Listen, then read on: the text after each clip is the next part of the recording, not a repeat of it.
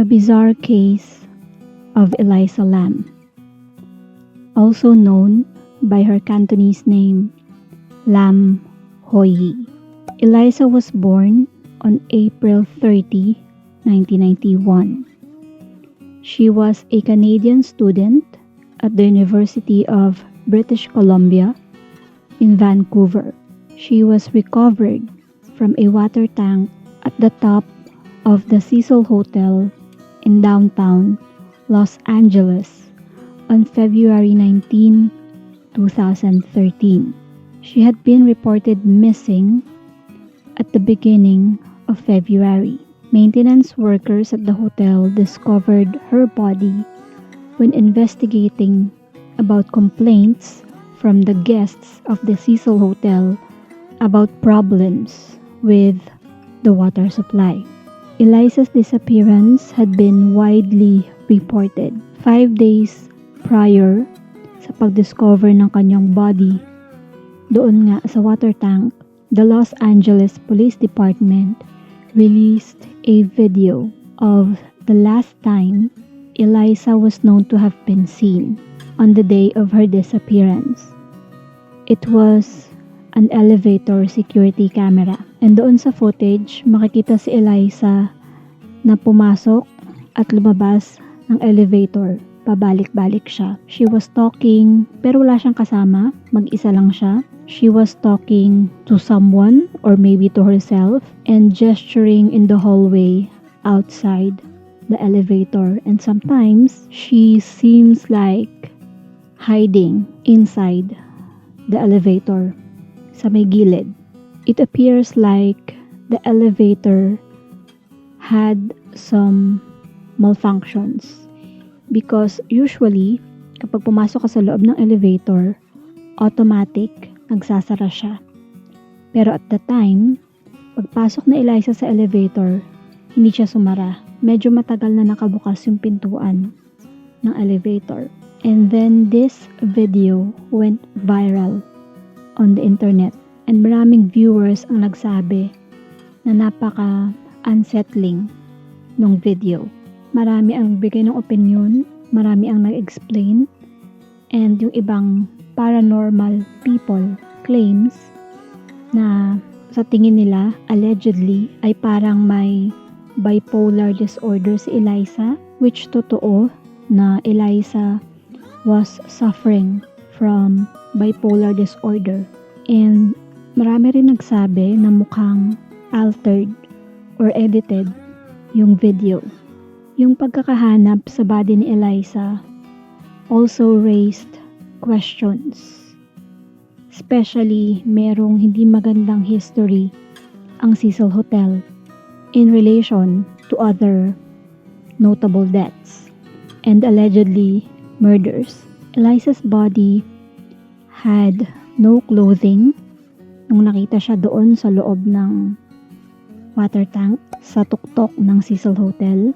Yung kanyang personal belongings were floating in the water malapit sa kanya. Tumagal ng 4 months bago ma-release ng Los Angeles County Coroner's Office yung autopsy report after a lot of delays ng katawan ni Elisa. And ang sabi dun sa report, wala daw evidence of physical trauma and the manner daw of Elisa's demise was accidental. Yung mga guests doon sa Cecil Hotel, which is now rebranded as Stay on Main, sued the hotel over the incident. And sabi din ng mga tao na nakapanood ng video or nung surveillance video ni Elisa, medyo may similarity daw yung nangyari kay Elisa doon sa horror film na Dark Water noong 2005.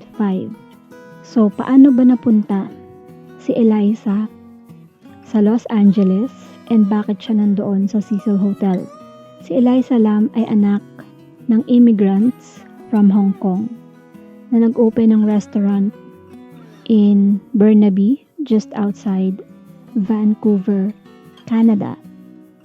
As I've said earlier, Estudyante si Eliza sa University of British Columbia, although hindi siya registered at the beginning of 2013.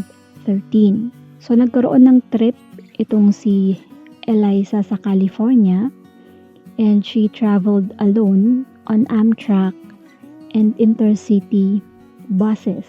Visit niya yung San Diego Zoo, and she also posted photos on her social media accounts. On January 26, 2013, she arrived in Los Angeles, and after 2 days, she checked into the Cecil Hotel.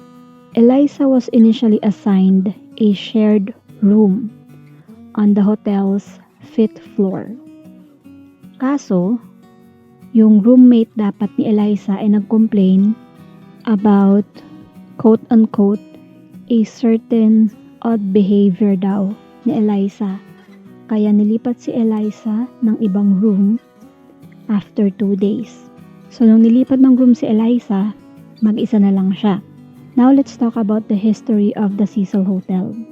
Cecil Hotel was built in the 1920s, and the hotel fell on hard times during the Great Depression of the 1930s and never recaptured its original market.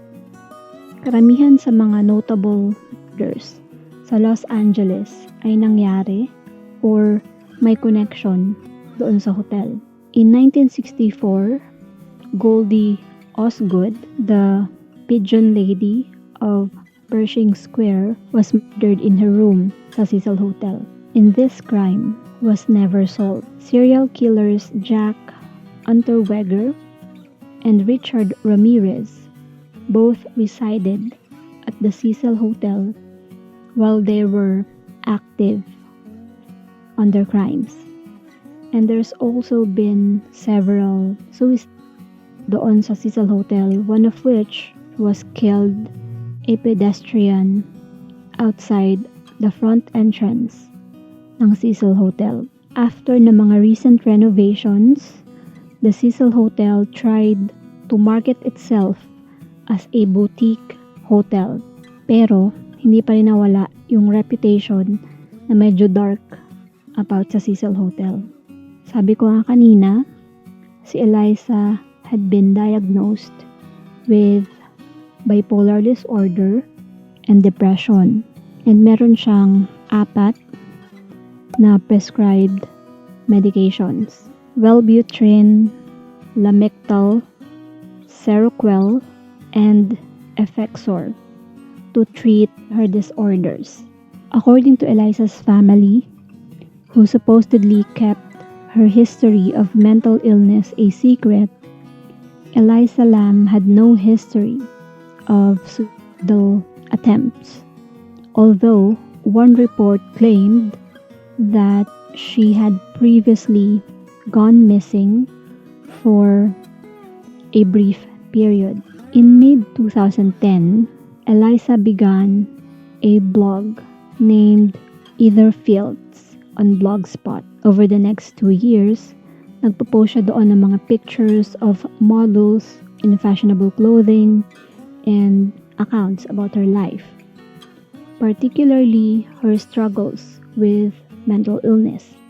In a January 2012 blog post, Eliza said that a quote-unquote relapse at the start of the current school term had forced her to drop several classes, leaving her feeling quote-unquote so utterly directionless and lost. She titled her post, quote-unquote, "You're always haunted by the idea you're wasting your life," after a quotation from the novelist Chuck Palahniuk.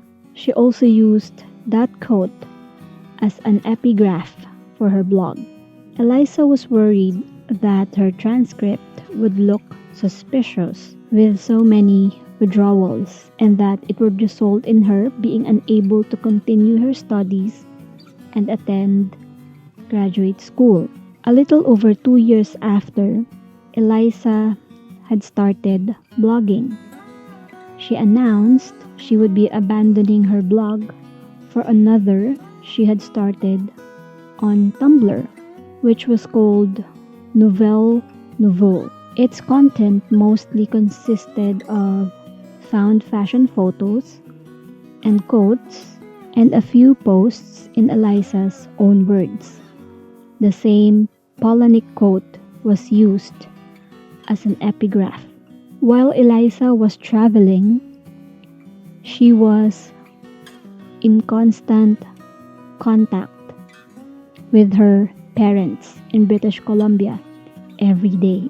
On January 31, 2013, the day she was scheduled to check out of the Cecil Hotel and leave for Santa Cruz, they did not hear from her and called the LAPD.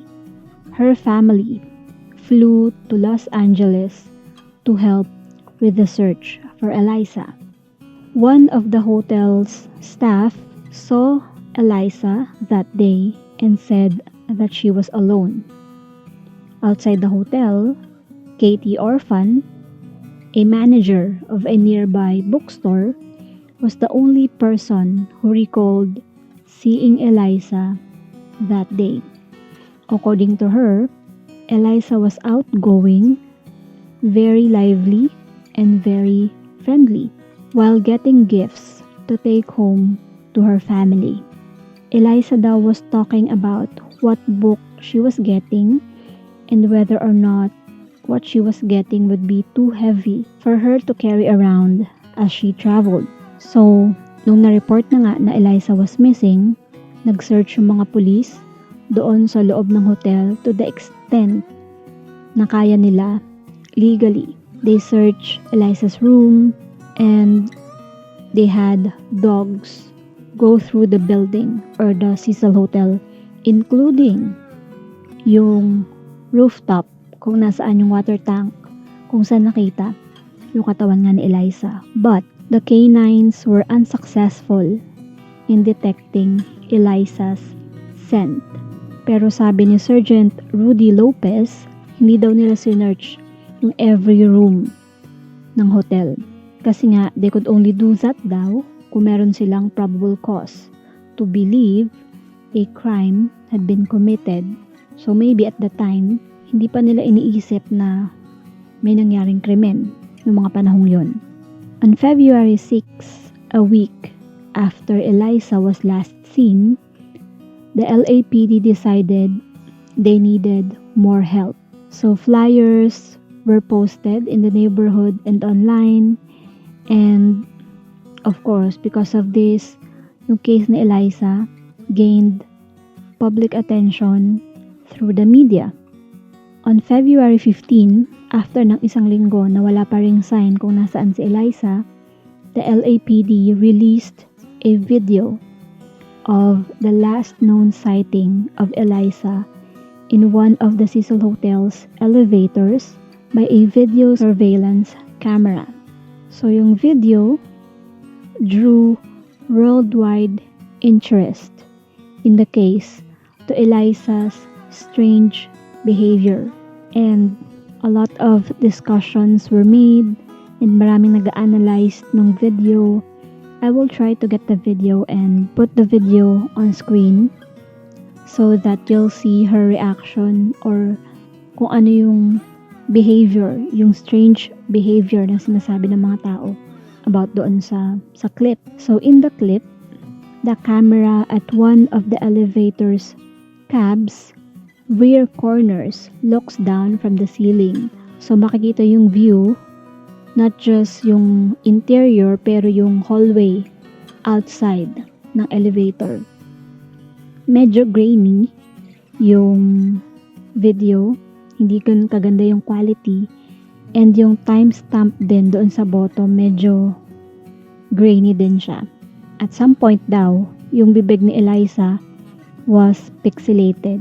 Doon sa start ng video, pumasok si Elisa sa elevator. Ang suot niya is a red zippered hooded sweatshirt over a gray t-shirt. Naka-black shorts siya and naka-sandals. She entered from the left and goes to the control panel. She appears to select several floors and then steps back the corner. So, nag-isip yung mga tao, bakit sobrang dami niyang pinindot na numbers doon sa elevator? If meron siyang specific floor na pupuntahan, dapat yung floor na yun lang yung pipindutin niya. And after a few seconds, nung hindi nagsara yung pintuan ng elevator, lumapit si Elisa doon sa door and nilabas na yung ulo niya and tumingin siya kaliwa at kanan. And then, she quickly steps back in hanggang doon sa wall nung elevator and pumunta siya ulit doon sa corner. Mukha siyang takot doon sa video. And the elevator door remains open, which was very creepy. And then suddenly, she steps out into the hall, then to her side, and then pumasok ulit siya sa elevator, looking to the side, and then lumabas ulit siya. Tapos, pumunta siya sa gilid again, and for a few seconds, she is mostly invisible behind doon sa wall. She has her back to just outside. And yung door ng elevator remains open. And makikita daw na yung kanang kamay ni Elisa is going up to her head, and then she turns to re-enter the elevator, putting both her hands on the side of the door. And then pumunta ulit siya doon sa control panel ng elevator and press many more buttons. And she put both her hands over her ears. And by this time, yung elevator door remains open pa din. Elisa turns to her right and begins rubbing her forearms together.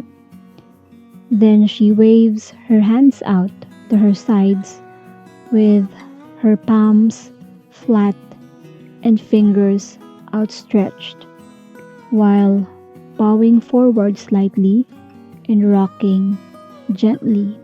These can all be seen through the door, which remains open after she backs to the wall again and walks away to the left, and the elevator door finally closes.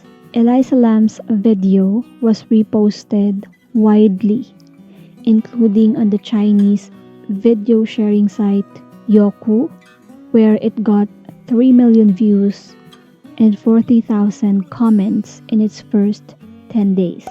Many of the commentators found it unsettling to watch. Sobrang daming theories ang nag-evolve to explain Elisa's actions on the video.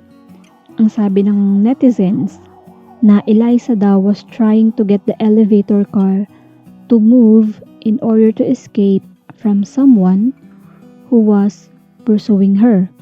Pero wala namang ibang tao na makikita dun sa video kundi si Elisa lang. And ang sabi naman ng iba na Elisa might be under the influence of ecstasy or some party drug, but none was detected in her body doon sa autopsy.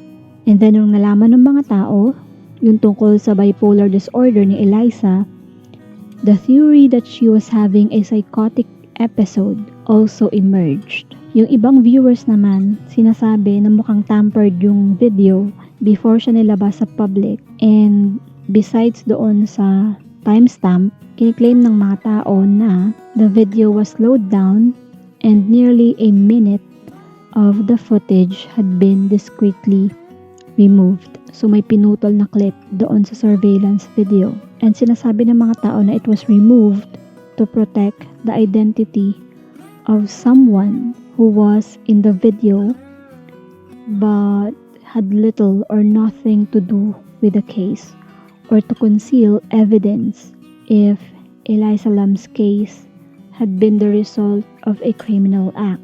So balik tayo dun sa discovery ng kanyang body. During doon sa search for Elisa, nagko-complain nga yung mga guest about sa mahinang pressure ng tubig. And ang sabi ng ibang guests, yung color daw ng tubig became black and merong unusual taste. And nung morning nga ng February 19, nakita yung body ni Elisa doon sa isa sa mga tanks ng Cecil Hotel that had 1,000 gallons of water na nagpa-provide ng tubig sa mga guest rooms, sa kitchen, at sa coffee shop. So, yung tank was drained and cut open since yung maintenance hatch was too small to accommodate equipment needed para makuha nga yung body ni Elisa doon. Noong February 21, the Los Angeles Coroner's Office issued a finding of accidental drowning with bipolar disorder as a significant factor. So, ang sabi nga dun sa report na wala nga daw physical trauma, wala ding assault or suicide na tinitingnan dun sa nangyari kay Elisa.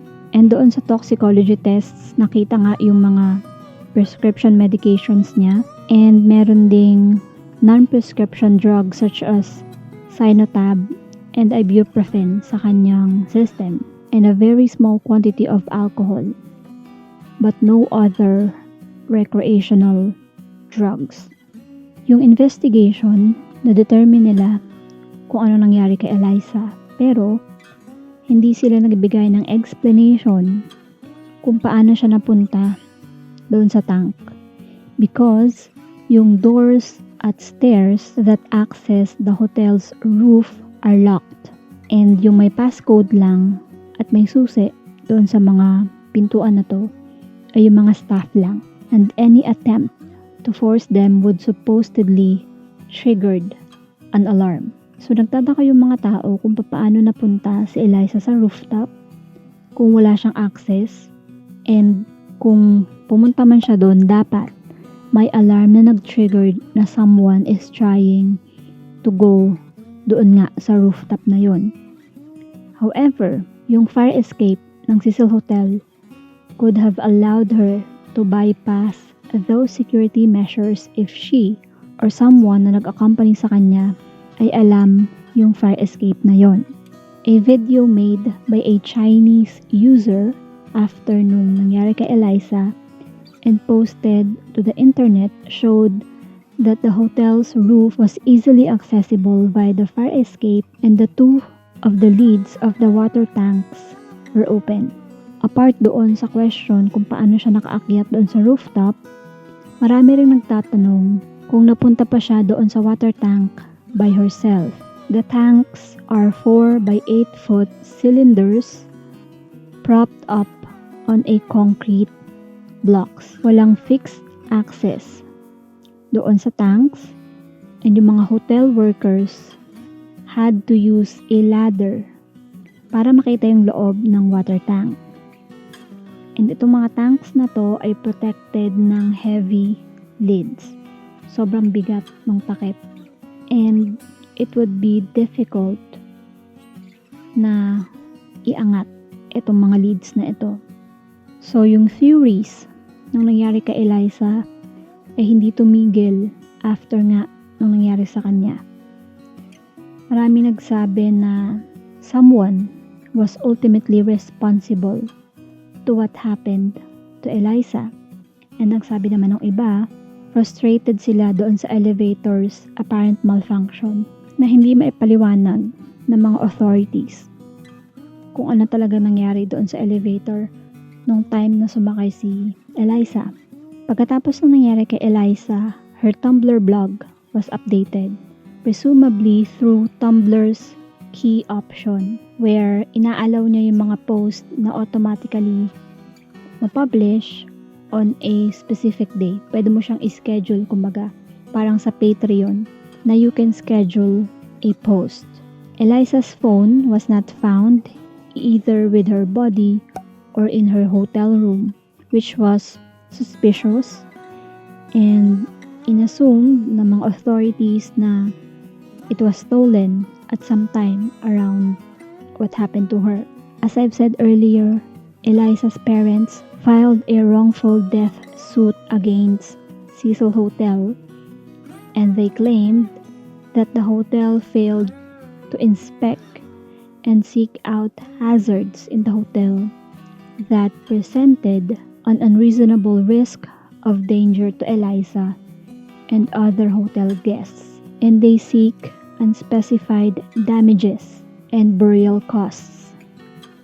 However, Cecil Hotel argued that it could not have been reasonably foreseen that Elisa might have entered the water tanks allegedly. Hindi naman napatunayan talaga na yun nga ang nangyari. And that since it remained unknown how Elisa got to the water tank, so walang liability yung hotel for failing to prevent that to happen.